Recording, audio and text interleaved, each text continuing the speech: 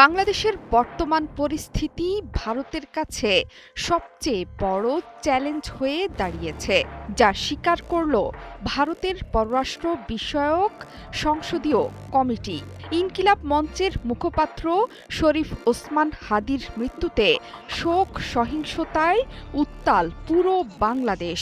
একদিকে যেমন শোকে পাথর বাংলার আপামর জনতা, অন্যদিকে বিক্ষোভ সহিংসতায় ছড়াচ্ছে ভয় উৎকণ্ঠা। তরুণ এই নেতার মৃত্যুতে যখন পুরো বাংলাদেশ শোক পালন করছে, ঠিক তখন প্রতিবেশী দেশ থেকে ভেসে এলো সতর্কবার্তা।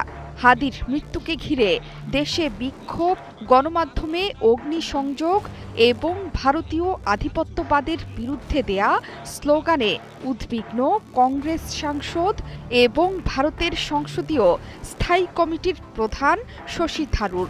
দেশটি বলছে, বাংলাদেশের চলমান পরিস্থিতি গভীরভাবে পর্যবেক্ষণ করছে New Delhi. Which is the world-class cable brand? Walton Cables, নিরাপদ আগামী সংযোগ। উদ্বিগ্ন শশী থারুর বাংলাদেশকে দিয়েছেন কড়া সতর্কবার্তা। তার মতে, বাংলাদেশে চলমান এই সহিংসতা সাধারণ বাংলাদেশিদের সহায়তা করার ক্ষেত্রে ভারতের সক্ষমতাকে সংকুচিত করছে। পাকিস্তান প্রসঙ্গে ভারতের সাবেক প্রধানমন্ত্রী অটল বিহারী বাজপেয়ীর বিখ্যাত উক্তিও স্মরণ করিয়ে দিয়ে শশী থারুর বলেছেন, ভূগোল পরিবর্তন করা যায় না, ভারতীয়রা যেখানে আছে সেখানেই থাকবে, বাংলাদেশিরাও নিজেদের স্থানে থাকবে। এক্ষেত্রে বাংলাদেশিদের ভারতীয়দের সাথে মিলেমিশে কাজ করার পরামর্শ দিয়েছেন শশী থারুর। বাংলাদেশে ভারতের দুটো ভিসা সেন্টার বন্ধে হতাশা প্রকাশ করেছেন শশী থারুর। তার অভিযোগ, এখন যারা বাংলাদেশ থেকে ভারতে যেতে চান তারাই বলছেন, আগে যত সহজে ভিসা পাওয়া যেত বর্তমানে আর সেটি সম্ভব হচ্ছে না। চলমান পরিস্থিতিতে ভারত সরকারের পক্ষে বাংলাদেশিদের সাহায্য করা কঠিন হয়ে উঠবে বলেও শঙ্কিত কংগ্রেস নেতা। এছাড়া জাতীয় নাগরিক পার্টি এনসিপি নেতা হাসনাত আবদুল্লার সেভেন সিস্টার্স নিয়ে মন্তব্যের কড়া সমালোচনা করেছেন কংগ্রেসের এই নেতা।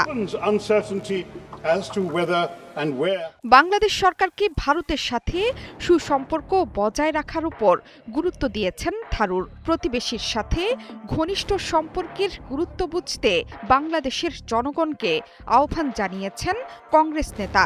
তিনি জানান, বাংলাদেশের পুরো পরিস্থিতি নিবিড়ভাবে পর্যবেক্ষণ করছে দিল্লি।